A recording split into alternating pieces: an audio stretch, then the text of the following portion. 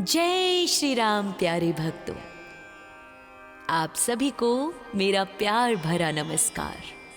हम आशा करते हैं कि आप सभी भगवान श्री राम की कृपा से आनंद मग्न होंगे, अपने परिवारजनों के साथ सकुशल सुरक्षित होंगे। और इसी के साथ हम आपके लिए आज लेकर आए हैं भगवान श्री रामचंद्र और उनके भाइयों से जुड़ी बाल लीला और उनके गुरुकुल में की गई छोटी छोटी प्यारी प्यारी लीलाओं का विस्तृत वर्णन। हम आशा करते हैं कि आप कथा के अंत तक हमारे साथ बने रहेंगे और हमें अपना भरपूर प्यार देंगे सदैव की भांति। तो आइए आरंभ करें।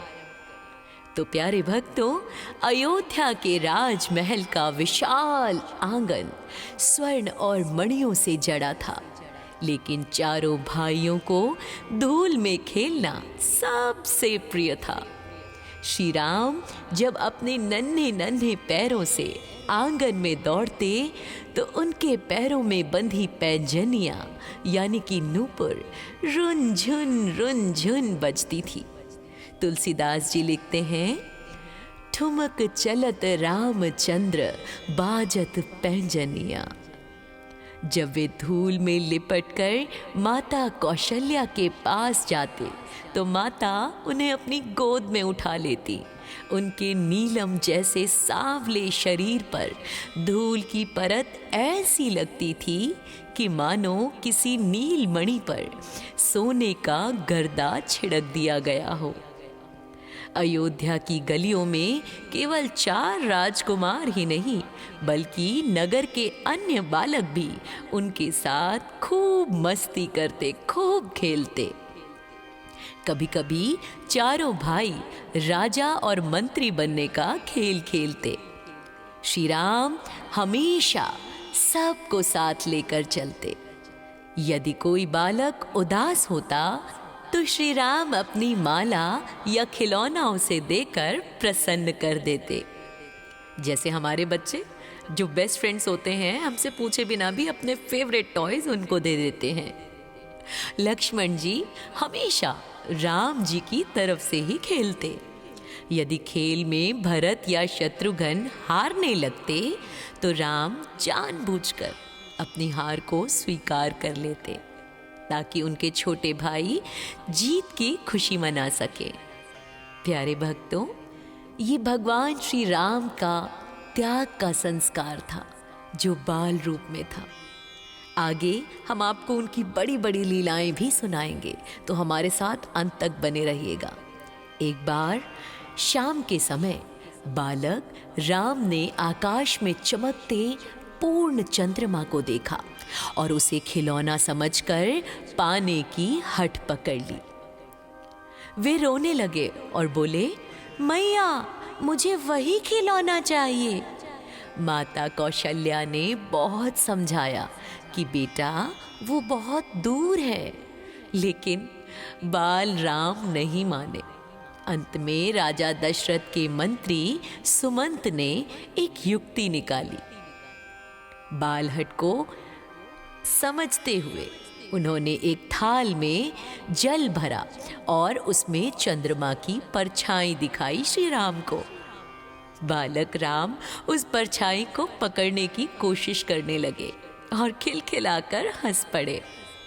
ये सभी लीला देखकर पूरी अयोध्या निहाल हो गई भक्तों।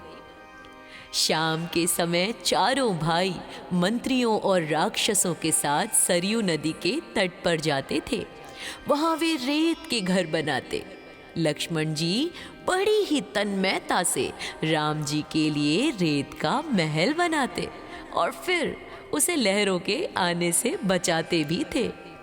सरयू का जल जब उनके चरणों को छूता तो वे आनंदित हो उठते। अयोध्या के लोग अपने घरों की छतों और खिड़कियों से इन 4 चंद्रमाओं को निहारते और धन्य महसूस करते अपने आप को। जब भोजन का समय होता तो महाराज दशरथ स्वयं राम को बुलाने आते, लेकिन राम जी अपने भाइयों और सखाओं के साथ खेलने में इतने मग्न होते कि वे आते ही नहीं। तब माता कौशल्या स्वयं उन्हें पकड़ने दौड़ती। राम जी भी हंसते हुए भागते और गलियों में जाके छिप जाते। और जब माता उन्हें पकड़ कर लाती और उपटन लगाकर स्नान कराती तो वे काजल लगवाने में बहुत ज़्यादा ही नखरे करते और उनकी आंखों में काजल और माथे पर काला टीका देखकर मैया उनकी बार बार बलैया लेती। प्यारे भक्तों, ये तो थी भगवान श्री रामचंद्र जी की बाल लीला। उनकी एक और विचित्र बाल लीला जो कि काकभुशुंडी जी के साथ संबंधित है।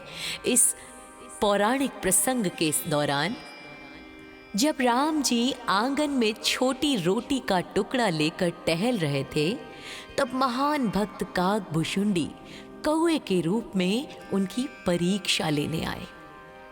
उन्होंने राम जी के हाथ से रोटी झपट ली और उड़ने लगे। राम जी ने हाथ बढ़ाया।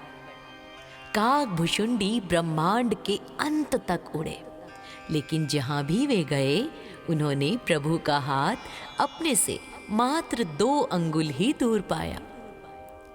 तो भक्तों, इस लीला ने ये सिद्ध किया कि जो बालक अयोध्या की गलियों में धूल में खेल रहा है वही पूरे ब्रह्मांड का स्वामी है।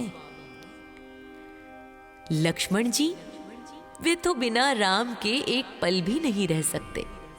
यदि राम जी सो जाते तो लक्ष्मण जी उनके पलंग के पास बैठकर पहरा देते। बचपन से ही उन्होंने ये आदत लगा रखी थी। और भरत और शत्रुघ्न, ये दोनों जोड़ी की तरह रहते थे। भरत जी हमेशा राम जी के पद चिन्हों पर चलने की कोशिश करते और शत्रुघ्न जी लक्ष्मण जी की तरह मौन रहकर सबकी सेवा करते। अयोध्या की गलियों में बीता वह बाल्यकाल केवल खेल कूद तक नहीं था भक्तों, बल्कि वह मर्यादा पुरुषोत्तम बनने की पूर्व पीठिका थी। उन गलियों में राम ने प्रजा से प्रेम करना सीखा, भाइयों के लिए त्याग करना सीखा और गुरुजनों का सम्मान करना सीखा। और अब इसके बाद बारी आती है उनकी गुरुकुल लीलाओं की। आइए आपके साथ हम एक विस्तृत जानकारी बताने जा रहे हैं, तो ध्यान पूर्वक श्रवण कीजिएगा। जब चारों राजकुमारों की आयु विद्या ग्रहण करने के योग्य हुई भक्तों, तब राजा दशरथ ने उन्हें कुलगुरु महर्षि वशिष्ठ के आश्रम में भेजने का निर्णय लिया। जिस दिन वे प्रस्थान कर रहे थे, पूरी अयोध्या उदास थी, लेकिन मर्यादा पुरुषोत्तम राम के चेहरे पर एक शांति थी। उन्होंने रेशमी वस्त्र त्याग कर मृग चर्म यानी कि हिरण की खाल के वस्त्र और जटाजूट धारण किए। ये इस बात का प्रतीक था भक्तों कि ज्ञान के मार्ग पर चलने के लिए बाहरी चकाचौंध को छोड़ना पड़ता है, क्योंकि ज्ञान तपस्या के माध्यम से ही अर्जित किया जा सकता है और दिखावे और चकाचौंध को छोड़कर ही व्यक्ति सही मायने में ज्ञान को प्राप्त कर सकता है। ऋषि वशिष्ठ का आश्रम सरयू नदी के शांत तट पर स्थित था। यहाँ राजा और रंक के पुत्र में कोई भेद नहीं था। महर्षि वशिष्ठ के निर्देशानुसार चारों भाई भूमि पर कुश की चटाई बिछाकर सोते थे, यानी घास की चटाई पर। राजमहल के 56 भोग के स्थान पर वे आश्रम में मिलने वाला कंद मूल फल और सादा भोजन ग्रहण करते। राजकुमार स्वयं अपनी कुटिया की सफाई करते, हवन के लिए जंगल से सूखी लकड़ियां चुनकर लाते और आश्रम की गायों की सेवा करते। तुलसीदास जी इस प्रसंग में लिखते हैं, गुरु गृह गए पठन रघुराई, अल्प काल विद्या सब पाई। जिसका अर्थ है कि भगवान श्री राम ने बहुत ही कम समय में समस्त विद्याओं में निपुणता प्राप्त कर ली। उनकी बुद्धि इतनी प्रखर थी कि गुरु जो भी एक बार कहते वे उसे कंठस्थ कर लेते थे। उन्होंने चारों वेदों, उपनिषदों, व्याकरण और नीति शास्त्र का गहन अध्ययन किया था। महर्षि वशिष्ठ ने उन्हें धनुर्विद्या, तलवारबाजी और गदा युद्ध की शिक्षा दी। श्री राम का धनुष संचालन इतना सटीक था भक्तों कि उनका बाण कभी भी लक्ष्य से चूकता नहीं था। गुरु ने उन्हें मानसिक एकाग्रता और मंत्रों के माध्यम से सभी दिव्यास्त्रों के आवाहन की गुप्त विद्याएं भी सिखाई। लक्ष्मण जी रात को प्रभु श्री राम के सोने के बाद सोते और उनके जागने से पहले जाग जाते। वे हर कार्य में श्री राम जी की सहायता करते। भरत जी हमेशा श्री राम द्वारा कहे गए वचनों पर मनन करते और शत्रुघ्न जी भरत जी की सुख सुविधा का ध्यान रखते। जब भी आश्रम में शस्त्रों की प्रतियोगिता होती, श्री राम हमेशा ऐसी लीला करते कि उनके छोटे भाई विजयी दिखे हमेशा, क्योंकि श्री राम के लिए उनके भाइयों की जीत से बढ़कर और कोई खुशी नहीं थी। वे जानते थे कि गुरु की सेवा ही ज्ञान की कुंजी है। वे रात को गुरु के सोने के बाद उनके चरण दबाते और सुबह सबसे पहले उठकर उनका आशीर्वाद लेते। एक बार गुरु वशिष्ठ ने उन्हें एक कठिन कार्य दिया, जिसे श्री राम ने इतनी विनम्रता और कुशलता से पूर्ण किया कि महर्षि की आंखों में आंसू आ गए और फिर उन्होंने समझ लिया कि ये बालक कोई साधारण नहीं है, बल्कि जगत का रक्षक है। तो प्यारे भक्तों, ये थी भगवान श्री राम के गुरुकुल की संपूर्ण लीला। शिक्षा पूर्ण होने पर महर्षि वशिष्ठ ने उन्हें राजधर्म की भी शिक्षा दी। उन्होंने बताया कि एक राजा का धर्म केवल शासन करना नहीं, बल्कि अपनी प्रजा को अपनी संतान समझना है। श्री राम ने इन उपदेशों को अपने हृदय में हमेशा के लिए बसा लिया, जिसके कारण आगे चलकर राम राज्य की स्थापना संभव हो सकी। भक्तों, तो बताइए हमें कमेंट के माध्यम से कैसी लगी ये लीला आपको, और हमारे चैनल को सब्सक्राइब जरूर कर लीजिएगा। जय श्री राम।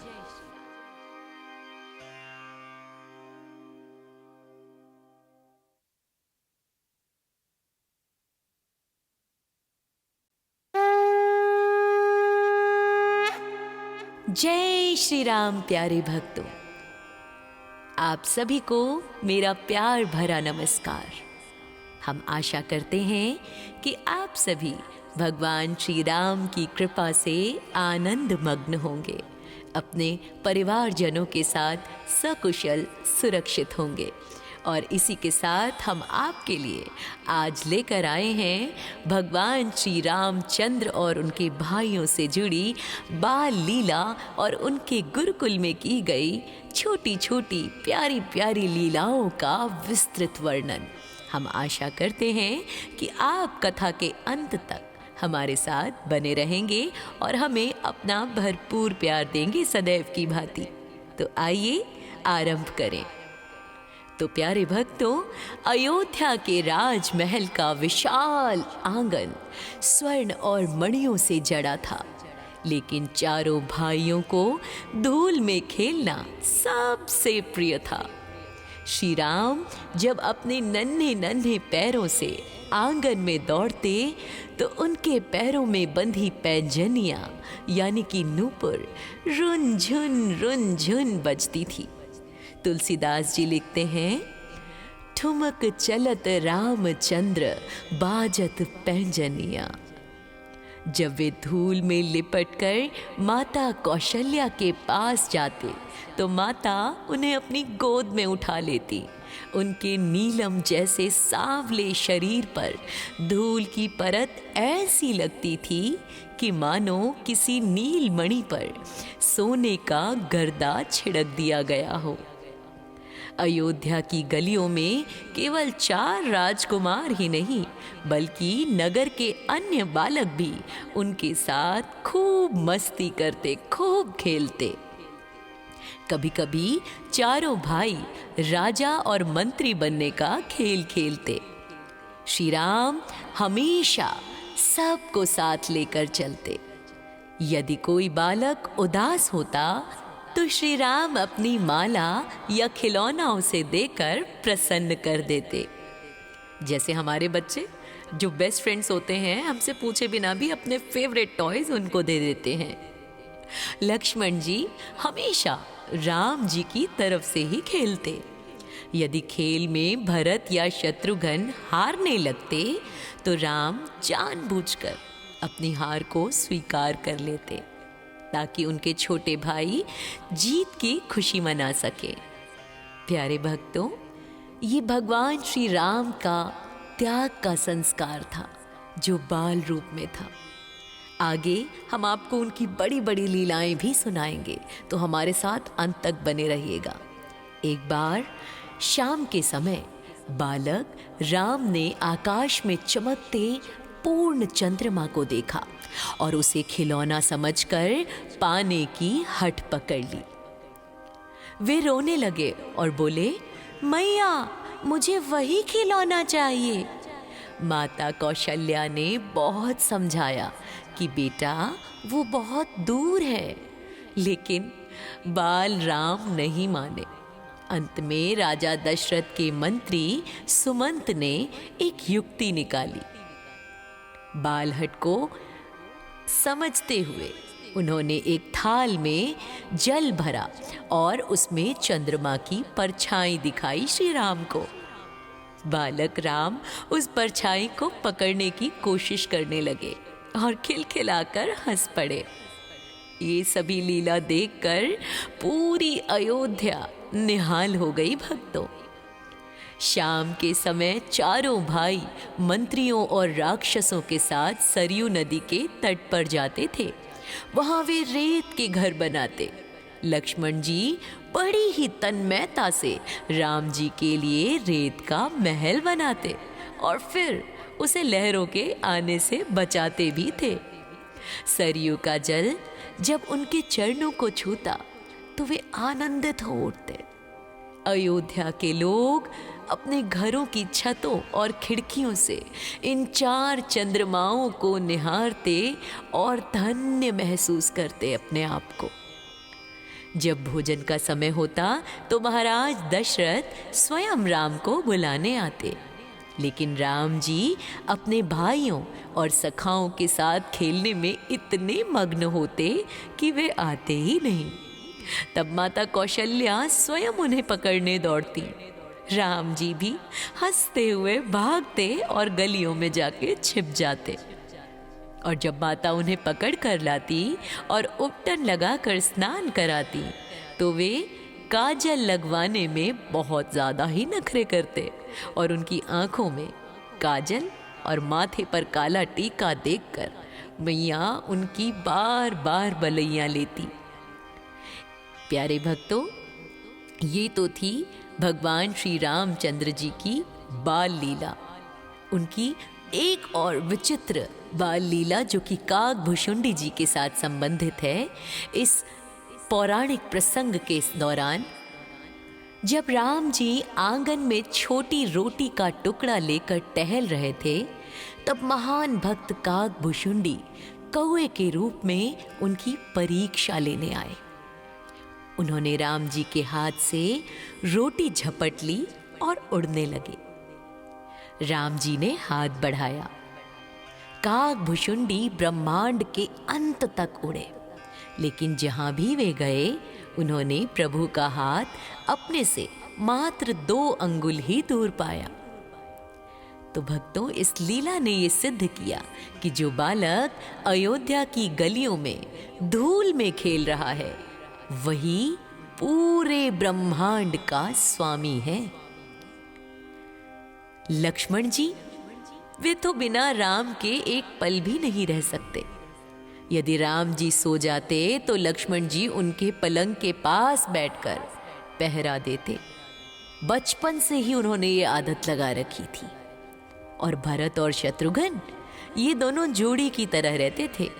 भरत जी हमेशा राम जी के पद चिन्हों पर चलने की कोशिश करते और शत्रुघ्न जी लक्ष्मण जी की तरह मौन रहकर सबकी सेवा करते।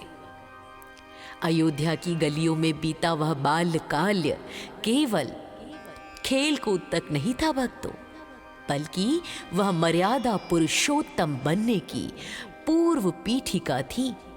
उन गलियों में राम ने प्रजा से प्रेम करना सीखा, भाइयों के लिए त्याग करना सीखा और गुरुजनों का सम्मान करना सीखा।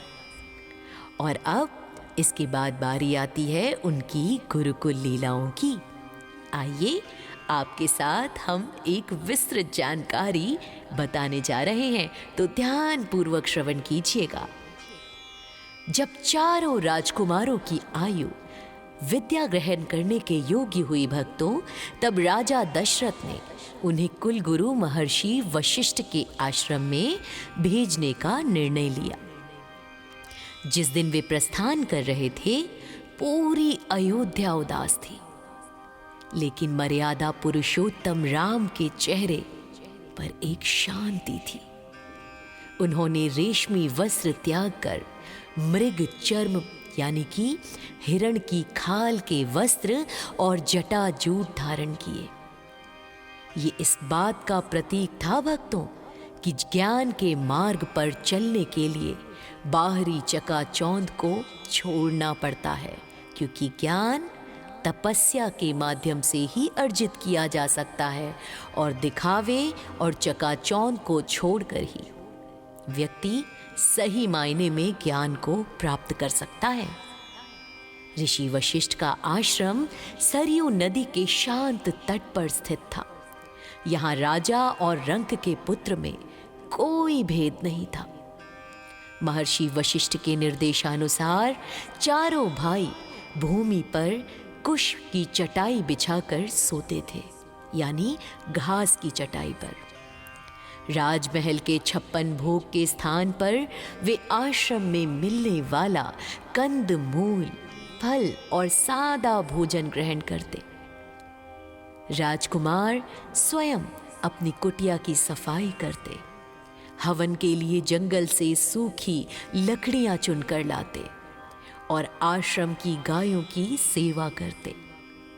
तुलसीदास जी इस प्रसंग में लिखते हैं, गुरु गृह गए पठन रघुराई, अल्पकाल विद्या सब पाई। जिसका अर्थ है कि भगवान श्री राम ने बहुत ही कम समय में समस्त विद्याओं में निपुणता प्राप्त कर ली। उनकी बुद्धि इतनी प्रखर थी कि गुरु जो भी एक बार कहते वे उसे कंठस्थ कर लेते थे। उन्होंने चारों वेदों, उपनिषदों, व्याकरण और नीति शास्त्र का गहन अध्ययन किया था। महर्षि वशिष्ठ ने उन्हें धनुर्विद्या, तलवारबाजी और गदा युद्ध की शिक्षा दी। श्री राम का धनुष संचालन इतना सटीक था भक्तों कि उनका बाण कभी भी लक्ष्य से चूकता नहीं था। गुरु ने उन्हें मानसिक एकाग्रता और मंत्रों के माध्यम से सभी दिव्यास्त्रों के आवाहन की गुप्त विद्याएं भी सिखाई। लक्ष्मण जी रात को प्रभु श्री राम के सोने के बाद सोते और उनके जागने से पहले जाग जाते। वे हर कार्य में श्री राम जी की सहायता करते। भरत जी हमेशा श्री राम द्वारा कहे गए वचनों पर मनन करते और शत्रुघ्न जी भरत जी की सुख सुविधा का ध्यान रखते। जब भी आश्रम में शस्त्रों की प्रतियोगिता होती, श्री राम हमेशा ऐसी लीला करते कि उनके छोटे भाई विजयी दिखे हमेशा, क्योंकि श्री राम के लिए उनके भाइयों की जीत से बढ़कर और कोई खुशी नहीं थी। वे जानते थे कि गुरु की सेवा ही ज्ञान की कुंजी है। वे रात को गुरु के सोने के बाद उनके चरण दबाते और सुबह सबसे पहले उठकर उनका आशीर्वाद लेते। एक बार गुरु वशिष्ठ ने उन्हें एक कठिन कार्य दिया, जिसे श्री राम ने इतनी विनम्रता और कुशलता से पूर्ण किया कि महर्षि की आंखों में आंसू आ गए। और फिर उन्होंने समझ लिया कि ये बालक कोई साधारण नहीं है, बल्कि जगत का रक्षक है। तो प्यारे भक्तों, ये थी भगवान श्री राम के गुरुकुल की संपूर्ण लीला। शिक्षा पूर्ण होने पर महर्षि वशिष्ठ ने उन्हें राजधर्म की भी शिक्षा दी। उन्होंने बताया कि एक राजा का धर्म केवल शासन करना नहीं, बल्कि अपनी प्रजा को अपनी संतान समझना है। श्री राम ने इन उपदेशों को अपने हृदय में हमेशा के लिए बसा लिया, जिसके कारण आगे चलकर राम राज्य की स्थापना संभव हो सकी। भक्तों, तो बताइए हमें कमेंट के माध्यम से कैसी लगी ये लीला आपको, और हमारे चैनल को सब्सक्राइब जरूर कर लीजिएगा। जय श्री राम।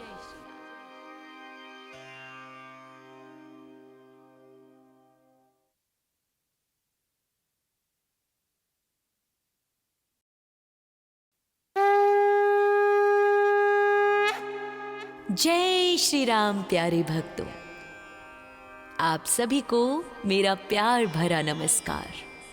हम आशा करते हैं कि आप सभी भगवान श्री राम की कृपा से आनंद मग्न होंगे, अपने परिवारजनों के साथ सकुशल सुरक्षित होंगे। और इसी के साथ हम आपके लिए आज लेकर आए हैं भगवान श्री रामचंद्र और उनके भाइयों से जुड़ी बाल लीला और उनके गुरुकुल में की गई छोटी छोटी प्यारी प्यारी लीलाओं का विस्तृत वर्णन।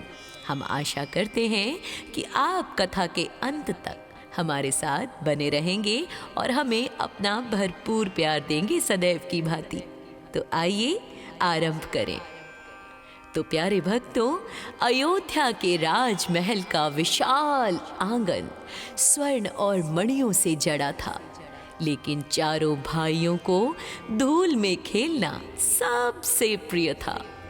श्री राम जब अपने नन्हे नन्हे पैरों से आंगन में दौड़ते तो उनके पैरों में बंधी पैंजनियां यानी कि नूपुर रुन झुन बजती थी। तुलसीदास जी लिखते हैं, ठुमक चलत रामचंद्र बाजत पैंजनिया। जब वे धूल में लिपटकर माता कौशल्या के पास जाते तो माता उन्हें अपनी गोद में उठा लेती। उनके नीलम जैसे सांवले शरीर पर धूल की परत ऐसी लगती थी कि मानो किसी नीलमणि पर सोने का गर्दा छिड़क दिया गया हो। अयोध्या की गलियों में केवल 4 राजकुमार ही नहीं, बल्कि नगर के अन्य बालक भी उनके साथ खूब मस्ती करते, खूब खेलते। कभी कभी चारों भाई राजा और मंत्री बनने का खेल खेलते। श्री राम हमेशा सबको साथ लेकर चलते। यदि कोई बालक उदास होता तो श्री राम अपनी माला या खिलौना उसे देकर प्रसन्न कर देते। जैसे हमारे बच्चे जो बेस्ट फ्रेंड्स होते हैं, हमसे पूछे बिना भी अपने फेवरेट टॉयज उनको दे देते हैं। लक्ष्मण जी हमेशा राम जी की तरफ से ही खेलते। यदि खेल में भरत या शत्रुघ्न हारने लगते तो राम जानबूझकर अपनी हार को स्वीकार कर लेते, ताकि उनके छोटे भाई जीत की खुशी मना सके। प्यारे भक्तों, ये भगवान श्री राम का त्याग का संस्कार था जो बाल रूप में था। आगे हम आपको उनकी बड़ी बड़ी लीलाएं भी सुनाएंगे, तो हमारे साथ अंत तक बने रहिएगा। एक बार शाम के समय बालक राम ने आकाश में चमकते पूर्ण चंद्रमा को देखा और उसे खिलौना समझकर पाने की हट पकड़ ली। वे रोने लगे और बोले, मैया मुझे वही खिलौना चाहिए। माता कौशल्या ने बहुत समझाया कि बेटा वो बहुत दूर है, लेकिन बाल राम नहीं माने। अंत में राजा दशरथ के मंत्री सुमंत ने एक युक्ति निकाली। बालहट को समझते हुए उन्होंने एक थाल में जल भरा और उसमें चंद्रमा की परछाई दिखाई श्री राम को। बालक राम उस परछाई को पकड़ने की कोशिश करने लगे और खिलखिलाकर हंस पड़े। ये सभी लीला देखकर पूरी अयोध्या निहाल हो गई भक्तों। शाम के समय चारों भाई मंत्रियों और राक्षसों के साथ सरयू नदी के तट पर जाते थे। वहां वे रेत के घर बनाते। लक्ष्मण जी बड़ी ही तन्मयता से राम जी के लिए रेत का महल बनाते और फिर उसे लहरों के आने से बचाते भी थे। सरयू का जल जब उनके चरणों को छूता तो वे आनंदित हो उठते। अयोध्या के लोग अपने घरों की छतों और खिड़कियों से इन 4 चंद्रमाओं को निहारते और धन्य महसूस करते अपने आप को। जब भोजन का समय होता तो महाराज दशरथ स्वयं राम को बुलाने आते, लेकिन राम जी अपने भाइयों और सखाओं के साथ खेलने में इतने मग्न होते कि वे आते ही नहीं। तब माता कौशल्या स्वयं उन्हें पकड़ने दौड़ती। राम जी भी हंसते हुए भागते और गलियों में जाके छिप जाते।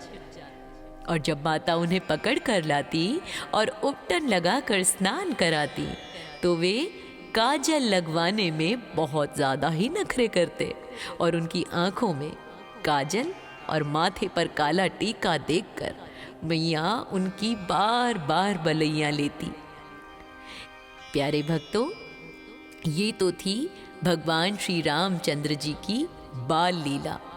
उनकी एक और विचित्र बाल लीला जो कि काकभुशुंडी जी के साथ संबंधित है। इस पौराणिक प्रसंग के दौरान जब राम जी आंगन में छोटी रोटी का टुकड़ा लेकर टहल रहे थे, तब महान भक्त काकभुशुंडी कौए के रूप में उनकी परीक्षा लेने आए। उन्होंने राम जी के हाथ से रोटी झपट ली और उड़ने लगे। राम जी ने हाथ बढ़ाया। काकभुशुंडी ब्रह्मांड के अंत तक उड़े, लेकिन जहां भी वे गए उन्होंने प्रभु का हाथ अपने से मात्र 2 अंगुल ही दूर पाया।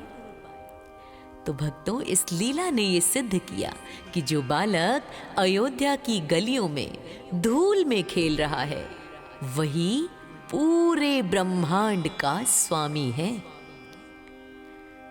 लक्ष्मण जी वे तो बिना राम के एक पल भी नहीं रह सकते। यदि राम जी सो जाते तो लक्ष्मण जी उनके पलंग के पास बैठकर पहरा देते। बचपन से ही उन्होंने ये आदत लगा रखी थी। और भरत और शत्रुघ्न ये दोनों जोड़ी की तरह रहते थे। भरत जी हमेशा राम जी के पद चिन्हों पर चलने की कोशिश करते और शत्रुघ्न जी लक्ष्मण जी की तरह मौन रहकर सबकी सेवा करते। अयोध्या की गलियों में बीता वह बाल्यकाल केवल खेल कूद तक नहीं था भक्तों, बल्कि वह मर्यादा पुरुषोत्तम बनने की पूर्व पीठिका थी। उन गलियों में राम ने प्रजा से प्रेम करना सीखा, भाइयों के लिए त्याग करना सीखा और गुरुजनों का सम्मान करना सीखा। और अब इसके बाद बारी आती है उनकी गुरुकुल लीलाओं की। आइए आपके साथ हम एक विस्तृत जानकारी बताने जा रहे हैं, तो ध्यान पूर्वक श्रवण कीजिएगा। जब चारों राजकुमारों की आयु विद्या ग्रहण करने के योग्य हुई भक्तों, तब राजा दशरथ ने उन्हें कुलगुरु महर्षि वशिष्ठ के आश्रम में भेजने का निर्णय लिया। जिस दिन वे प्रस्थान कर रहे थे, पूरी अयोध्या उदास थी, लेकिन मर्यादा पुरुषोत्तम राम के चेहरे पर एक शांति थी। उन्होंने रेशमी वस्त्र त्याग कर मृग चर्म यानी कि हिरण की खाल के वस्त्र और जटाजूट धारण किए। ये इस बात का प्रतीक था भक्तों कि ज्ञान के मार्ग पर चलने के लिए बाहरी चकाचौंध को छोड़ना पड़ता है, क्योंकि ज्ञान तपस्या के माध्यम से ही अर्जित किया जा सकता है और दिखावे और चकाचौंध को छोड़कर ही व्यक्ति सही मायने में ज्ञान को प्राप्त कर सकता है। ऋषि वशिष्ठ का आश्रम सरयू नदी के शांत तट पर स्थित था। यहाँ राजा और रंक के पुत्र में कोई भेद नहीं था। महर्षि वशिष्ठ के निर्देशानुसार चारों भाई भूमि पर कुश की चटाई बिछाकर सोते थे, यानी घास की चटाई पर। राजमहल के 56 भोग के स्थान पर वे आश्रम में मिलने वाला कंद मूल, फल और सादा भोजन ग्रहण करते। राजकुमार स्वयं अपनी कुटिया की सफाई करते, हवन के लिए जंगल से सूखी लकड़ियां चुनकर लाते और आश्रम की गायों की सेवा करते। तुलसीदास जी इस प्रसंग में लिखते हैं, गुरु गृह गए पठन रघुराई, अल्प काल विद्या सब पाई। जिसका अर्थ है कि भगवान श्री राम ने बहुत ही कम समय में समस्त विद्याओं में निपुणता प्राप्त कर ली। उनकी बुद्धि इतनी प्रखर थी कि गुरु जो भी एक बार कहते वे उसे कंठस्थ कर लेते थे। उन्होंने चारों वेदों, उपनिषदों, व्याकरण और नीति शास्त्र का गहन अध्ययन किया था। महर्षि वशिष्ठ ने उन्हें धनुर्विद्या, तलवारबाजी और गदा युद्ध की शिक्षा दी। श्री राम का धनुष संचालन इतना सटीक था भक्तों कि उनका बाण कभी भी लक्ष्य से चूकता नहीं था। गुरु ने उन्हें मानसिक एकाग्रता और मंत्रों के माध्यम से सभी दिव्यास्त्रों के आवाहन की गुप्त विद्याएं भी सिखाई। लक्ष्मण जी रात को प्रभु श्री राम के सोने के बाद सोते और उनके जागने से पहले जाग जाते। वे हर कार्य में श्री राम जी की सहायता करते। भरत जी हमेशा श्री राम द्वारा कहे गए वचनों पर मनन करते और शत्रुघ्न जी भरत जी की सुख सुविधा का ध्यान रखते। जब भी आश्रम में शस्त्रों की प्रतियोगिता होती, श्री राम हमेशा ऐसी लीला करते कि उनके छोटे भाई विजयी दिखे हमेशा, क्योंकि श्री राम के लिए उनके भाइयों की जीत से बढ़कर और कोई खुशी नहीं थी। वे जानते थे कि गुरु की सेवा ही ज्ञान की कुंजी है। वे रात को गुरु के सोने के बाद उनके चरण दबाते और सुबह सबसे पहले उठकर उनका आशीर्वाद लेते। एक बार गुरु वशिष्ठ ने उन्हें एक कठिन कार्य दिया, जिसे श्री राम ने इतनी विनम्रता और कुशलता से पूर्ण किया कि महर्षि की आंखों में आंसू आ गए और फिर उन्होंने समझ लिया कि ये बालक कोई साधारण नहीं है, बल्कि जगत का रक्षक है। तो प्यारे भक्तों, ये थी भगवान श्री राम के गुरुकुल की संपूर्ण लीला।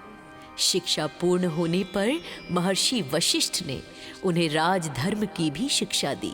उन्होंने बताया कि एक राजा का धर्म केवल शासन करना नहीं, बल्कि अपनी प्रजा को अपनी संतान समझना है। श्री राम ने इन उपदेशों को अपने हृदय में हमेशा के लिए बसा लिया, जिसके कारण आगे चलकर राम राज्य की स्थापना संभव हो सकी। भक्तों, तो बताइए हमें कमेंट के माध्यम से कैसी लगी ये लीला आपको, और हमारे चैनल को सब्सक्राइब जरूर कर लीजिएगा। जय श्री राम।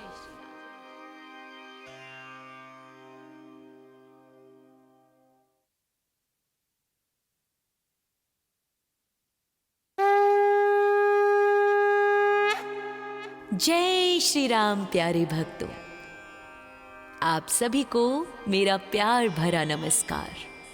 हम आशा करते हैं कि आप सभी भगवान श्री राम की कृपा से आनंद मग्न होंगे, अपने परिवारजनों के साथ सकुशल सुरक्षित होंगे और इसी के साथ हम आपके लिए आज लेकर आए हैं भगवान श्री रामचंद्र और उनके भाइयों से जुड़ी बाल लीला और उनके गुरुकुल में की गई छोटी छोटी प्यारी प्यारी लीलाओं का विस्तृत वर्णन। हम आशा करते हैं कि आप कथा के अंत तक हमारे साथ बने रहेंगे और हमें अपना भरपूर प्यार देंगे सदैव की भांति। तो आइए आरंभ करें।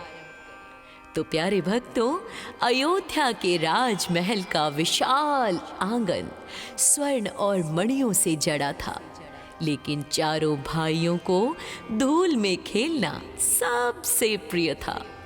श्री राम जब अपने नन्हे नन्हे पैरों से आंगन में दौड़ते तो उनके पैरों में बंधी पैंजनियां यानी कि नूपुर रुन झुन बजती थी।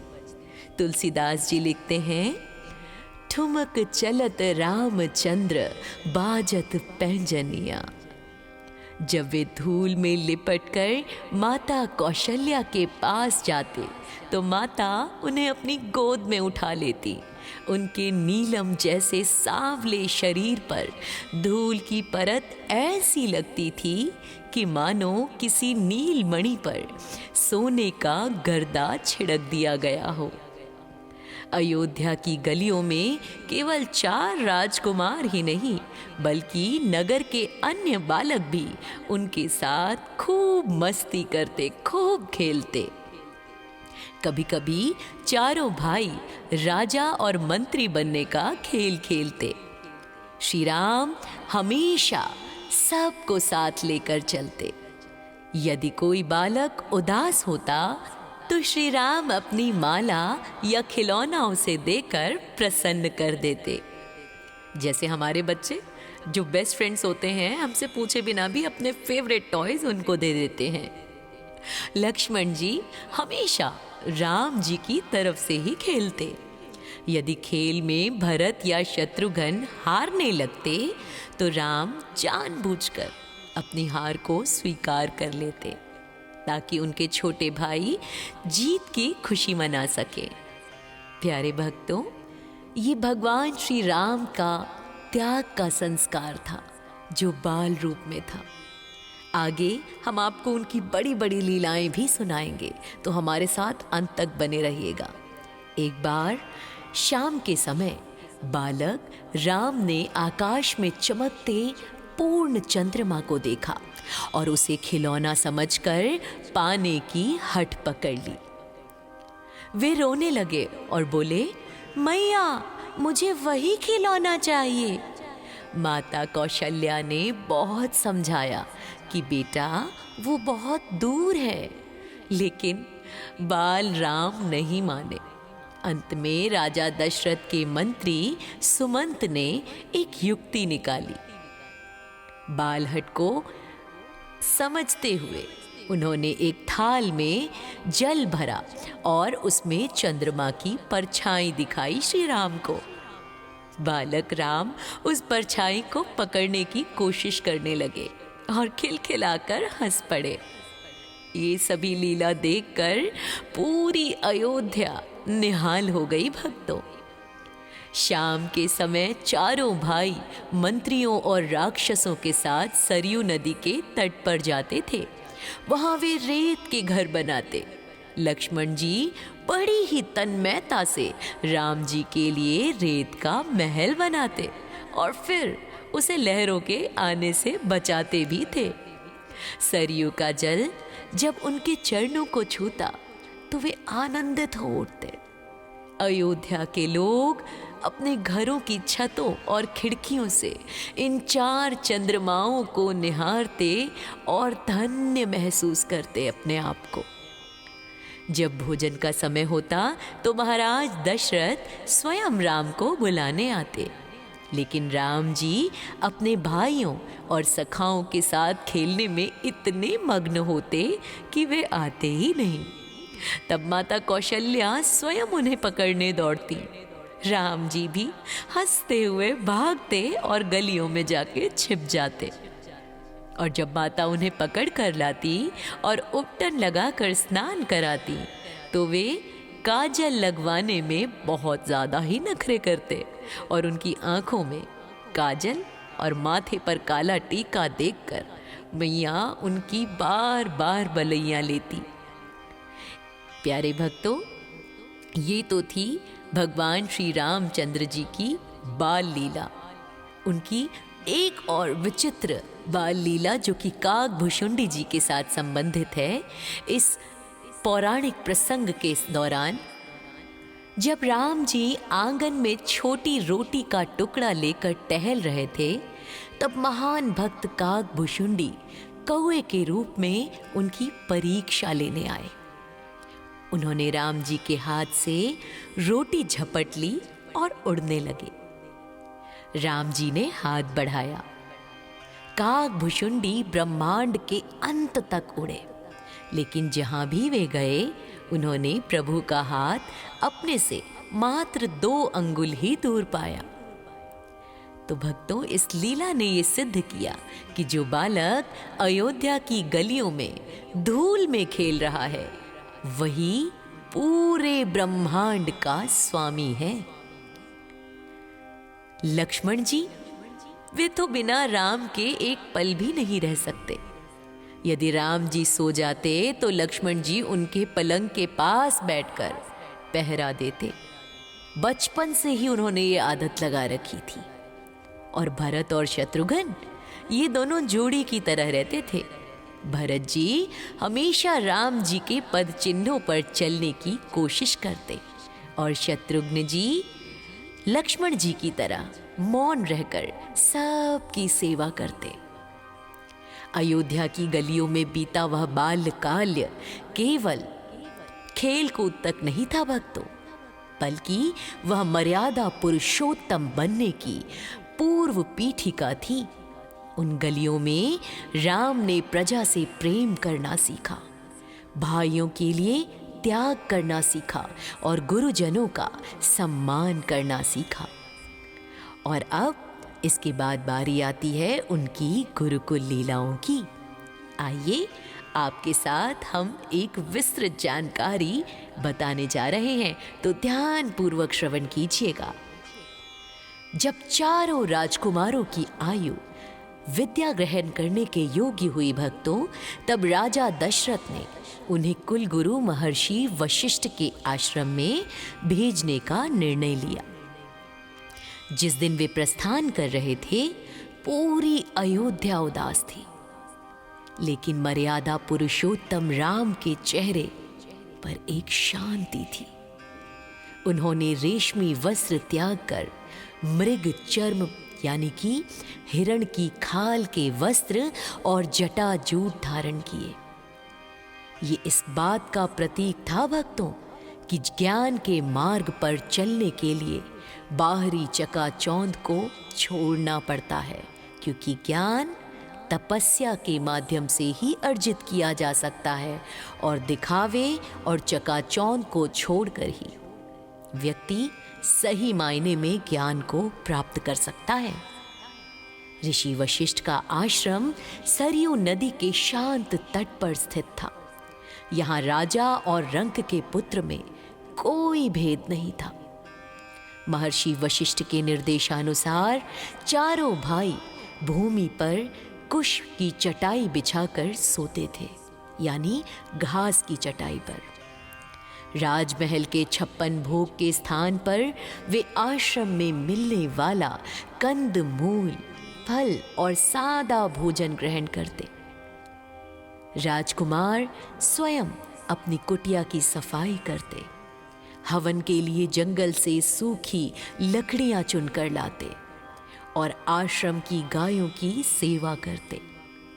तुलसीदास जी इस प्रसंग में लिखते हैं, गुरु गृह गए पठन रघुराई, अल्प काल विद्या सब पाई। जिसका अर्थ है कि भगवान श्री राम ने बहुत ही कम समय में समस्त विद्याओं में निपुणता प्राप्त कर ली। उनकी बुद्धि इतनी प्रखर थी कि गुरु जो भी एक बार कहते वे उसे कंठस्थ कर लेते थे। उन्होंने चारों वेदों उपनिषदों, व्याकरण और नीति शास्त्र का गहन अध्ययन किया था। महर्षि वशिष्ठ ने उन्हें धनुर्विद्या, तलवारबाजी और गदा युद्ध की शिक्षा दी। श्री राम का धनुष संचालन इतना सटीक था भक्तों कि उनका बाण कभी भी लक्ष्य से चूकता नहीं था। गुरु ने उन्हें मानसिक एकाग्रता और मंत्रों के माध्यम से सभी दिव्यास्त्रों के आवाहन की गुप्त विद्याएं भी सिखाई। लक्ष्मण जी रात को प्रभु श्री राम के सोने के बाद सोते और उनके जागने से पहले जाग जाते। वे हर कार्य में श्री राम जी की सहायता करते। भरत जी हमेशा श्री राम द्वारा कहे गए वचनों पर मनन करते और शत्रुघ्न जी भरत जी की सुख सुविधा का ध्यान रखते। जब भी आश्रम में शस्त्रों की प्रतियोगिता होती, श्री राम हमेशा ऐसी लीला करते कि उनके छोटे भाई विजयी दिखे हमेशा, क्योंकि श्री राम के लिए उनके भाइयों की जीत से बढ़कर और कोई खुशी नहीं थी। वे जानते थे कि गुरु की सेवा ही ज्ञान की कुंजी है। वे रात को गुरु के सोने के बाद उनके चरण दबाते और सुबह सबसे पहले उठकर उनका आशीर्वाद लेते। एक बार गुरु वशिष्ठ ने उन्हें एक कठिन कार्य दिया, जिसे श्री राम ने इतनी विनम्रता और कुशलता से पूर्ण किया कि महर्षि की आंखों में आंसू आ गए और फिर उन्होंने समझ लिया कि ये बालक कोई साधारण नहीं है, बल्कि जगत का रक्षक है। तो प्यारे भक्तों, ये थी भगवान श्री राम के गुरुकुल की संपूर्ण लीला। शिक्षा पूर्ण होने पर महर्षि वशिष्ठ ने उन्हें राजधर्म की भी शिक्षा दी। उन्होंने बताया कि एक राजा का धर्म केवल शासन करना नहीं, बल्कि अपनी प्रजा को अपनी संतान समझना है। श्री राम ने इन उपदेशों को अपने हृदय में हमेशा के लिए बसा लिया, जिसके कारण आगे चलकर राम राज्य की स्थापना संभव हो सकी। भक्तों, तो बताइए हमें कमेंट के माध्यम से कैसी लगी ये लीला आपको, और हमारे चैनल को सब्सक्राइब जरूर कर लीजिएगा। जय श्री राम।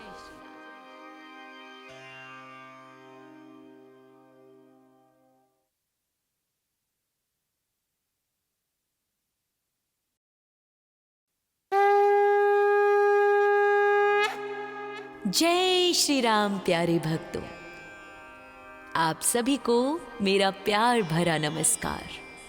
हम आशा करते हैं कि आप सभी भगवान श्री राम की कृपा से आनंद मग्न होंगे, अपने परिवारजनों के साथ सकुशल सुरक्षित होंगे। और इसी के साथ हम आपके लिए आज लेकर आए हैं भगवान श्री रामचंद्र और उनके भाइयों से जुड़ी बाल लीला और उनके गुरुकुल में की गई छोटी छोटी प्यारी प्यारी लीलाओं का विस्तृत वर्णन। हम आशा करते हैं कि आप कथा के अंत तक हमारे साथ बने रहेंगे और हमें अपना भरपूर प्यार देंगे सदैव की भांति। तो आइए आरंभ करें। तो प्यारे भक्तों, अयोध्या के राजमहल का विशाल आंगन स्वर्ण और मणियों से जड़ा था, लेकिन चारों भाइयों को धूल में खेलना सबसे प्रिय था। श्री राम जब अपने नन्हे नन्हे पैरों से आंगन में दौड़ते तो उनके पैरों में बंधी पैंजनियां यानी कि नूपुर रुन झुन बजती थी। तुलसीदास जी लिखते हैं, ठुमक चलत रामचंद्र बाजत पैंजनिया। जब वे धूल में लिपटकर माता कौशल्या के पास जाते तो माता उन्हें अपनी गोद में उठा लेती। उनके नीलम जैसे सांवले शरीर पर धूल की परत ऐसी लगती थी कि मानो किसी नील मणि पर सोने का गर्दा छिड़क दिया गया हो। अयोध्या की गलियों में केवल 4 राजकुमार ही नहीं, बल्कि नगर के अन्य बालक भी उनके साथ खूब मस्ती करते, खूब खेलते। कभी कभी चारों भाई राजा और मंत्री बनने का खेल खेलते। श्री राम हमेशा सबको साथ लेकर चलते। यदि कोई बालक उदास होता तो श्री राम अपनी माला या खिलौना उसे देकर प्रसन्न कर देते। जैसे हमारे बच्चे जो बेस्ट फ्रेंड्स होते हैं, हमसे पूछे बिना भी अपने फेवरेट टॉयज उनको दे देते हैं। लक्ष्मण जी हमेशा राम जी की तरफ से ही खेलते। यदि खेल में भरत या शत्रुघ्न हारने लगते तो राम जानबूझकर अपनी हार को स्वीकार कर लेते ताकि उनके छोटे भाई जीत की खुशी मना सके। प्यारे भक्तों, ये भगवान श्री राम का त्याग का संस्कार था जो बाल रूप में था। आगे हम आपको उनकी बड़ी बड़ी लीलाएं भी सुनाएंगे, तो हमारे साथ अंत तक बने रहिएगा। एक बार शाम के समय बालक राम ने आकाश में चमकते पूर्ण चंद्रमा को देखा और उसे खिलौना समझकर पाने की हट पकड़ ली। वे रोने लगे और बोले, मैया मुझे वही खिलौना चाहिए। माता कौशल्या ने बहुत समझाया कि बेटा वो बहुत दूर है, लेकिन बाल राम नहीं माने। अंत में राजा दशरथ के मंत्री सुमंत ने एक युक्ति निकाली। बालहट को समझते हुए उन्होंने एक थाल में जल भरा और उसमें चंद्रमा की परछाई दिखाई श्री राम को। बालक राम उस परछाई को पकड़ने की कोशिश करने लगे और खिलखिलाकर हंस पड़े। ये सभी लीला देखकर पूरी अयोध्या निहाल हो गई भक्तों। शाम के समय चारों भाई मंत्रियों और राक्षसों के साथ सरयू नदी के तट पर जाते थे। वहां वे रेत के घर बनाते। लक्ष्मण जी बड़ी ही तन्मयता से राम जी के लिए रेत का महल बनाते और फिर उसे लहरों के आने से बचाते भी थे। सरयू का जल जब उनके चरणों को छूता तो वे आनंदित हो उठते।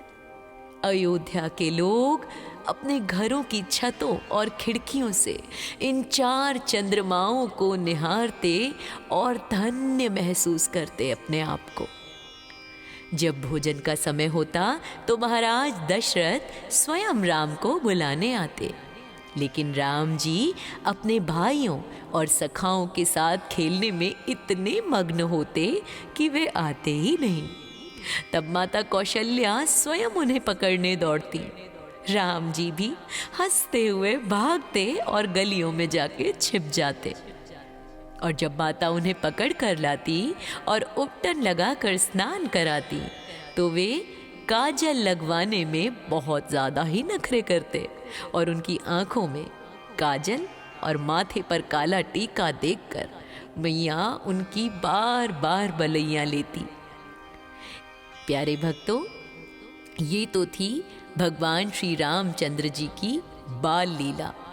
उनकी एक और विचित्र बाल लीला जो कि काकभुशुंडी जी के साथ संबंधित है।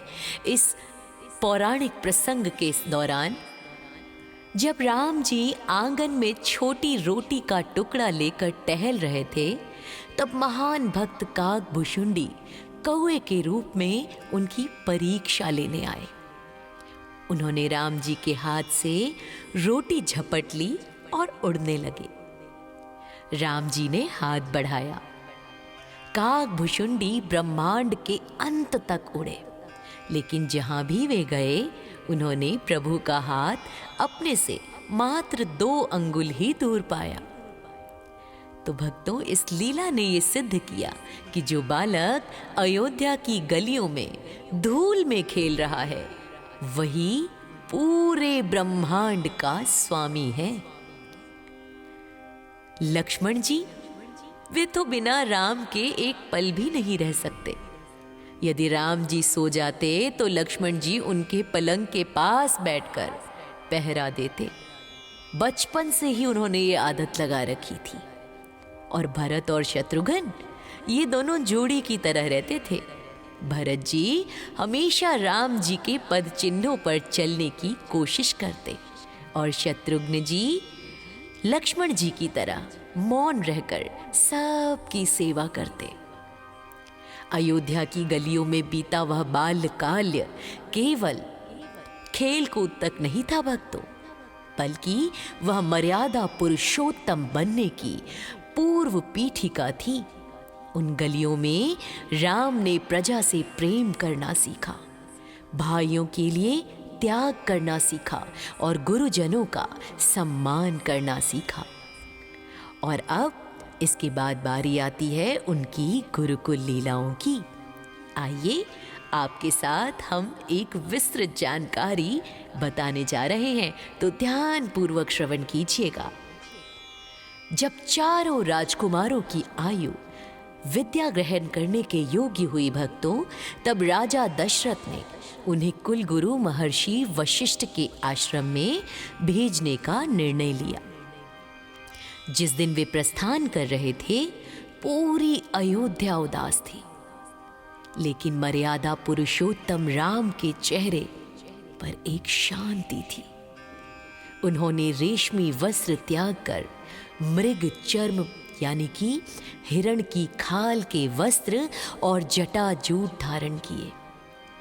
ये इस बात का प्रतीक था भक्तों कि ज्ञान के मार्ग पर चलने के लिए बाहरी चकाचौंध को छोड़ना पड़ता है, क्योंकि ज्ञान तपस्या के माध्यम से ही अर्जित किया जा सकता है और दिखावे और चकाचौंध को छोड़कर ही व्यक्ति सही मायने में ज्ञान को प्राप्त कर सकता है।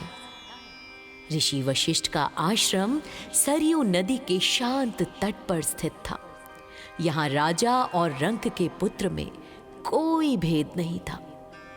महर्षि वशिष्ठ के निर्देशानुसार चारों भाई भूमि पर कुश की चटाई बिछाकर सोते थे, यानी घास की चटाई पर। राजमहल के 56 भोग के स्थान पर वे आश्रम में मिलने वाला कंद मूल फल और सादा भोजन ग्रहण करते। राजकुमार स्वयं अपनी कुटिया की सफाई करते, हवन के लिए जंगल से सूखी लकड़ियां चुनकर लाते और आश्रम की गायों की सेवा करते। तुलसीदास जी इस प्रसंग में लिखते हैं, गुरु गृह गए पठन रघुराई, अल्पकाल विद्या सब पाई। जिसका अर्थ है कि भगवान श्री राम ने बहुत ही कम समय में समस्त विद्याओं में निपुणता प्राप्त कर ली। उनकी बुद्धि इतनी प्रखर थी कि गुरु जो भी एक बार कहते वे उसे कंठस्थ कर लेते थे। उन्होंने चारों वेदों, उपनिषदों, व्याकरण और नीति शास्त्र का गहन अध्ययन किया था। महर्षि वशिष्ठ ने उन्हें धनुर्विद्या, तलवारबाजी और गदा युद्ध की शिक्षा दी। श्री राम का धनुष संचालन इतना सटीक था भक्तों कि उनका बाण कभी भी लक्ष्य से चूकता नहीं था।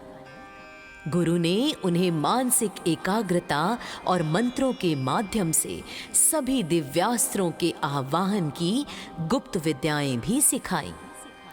लक्ष्मण जी रात को प्रभु श्री राम के सोने के बाद सोते और उनके जागने से पहले जाग जाते। वे हर कार्य में श्री राम जी की सहायता करते। भरत जी हमेशा श्री राम द्वारा कहे गए वचनों पर मनन करते और शत्रुघ्न जी भरत जी की सुख सुविधा का ध्यान रखते। जब भी आश्रम में शस्त्रों की प्रतियोगिता होती, श्री राम हमेशा ऐसी लीला करते कि उनके छोटे भाई विजयी दिखे हमेशा, क्योंकि श्री राम के लिए उनके भाइयों की जीत से बढ़कर और कोई खुशी नहीं थी। वे जानते थे कि गुरु की सेवा ही ज्ञान की कुंजी है। वे रात को गुरु के सोने के बाद उनके चरण दबाते और सुबह सबसे पहले उठकर उनका आशीर्वाद लेते। एक बार गुरु वशिष्ठ ने उन्हें एक कठिन कार्य दिया, जिसे श्री राम ने इतनी विनम्रता और कुशलता से पूर्ण किया कि महर्षि की आंखों में आंसू आ गए और फिर उन्होंने समझ लिया कि ये बालक कोई साधारण नहीं है, बल्कि जगत का रक्षक है। तो प्यारे भक्तों, ये थी भगवान श्री राम के गुरुकुल की संपूर्ण लीला। शिक्षा पूर्ण होने पर महर्षि वशिष्ठ ने उन्हें राजधर्म की भी शिक्षा दी। उन्होंने बताया कि एक राजा का धर्म केवल शासन करना नहीं, बल्कि अपनी प्रजा को अपनी संतान समझना है। श्री राम ने इन उपदेशों को अपने हृदय में हमेशा के लिए बसा लिया, जिसके कारण आगे चलकर राम राज्य की स्थापना संभव हो सकी। भक्तों, तो बताइए हमें कमेंट के माध्यम से कैसी लगी ये लीला आपको, और हमारे चैनल को सब्सक्राइब जरूर कर लीजिएगा। जय श्री राम।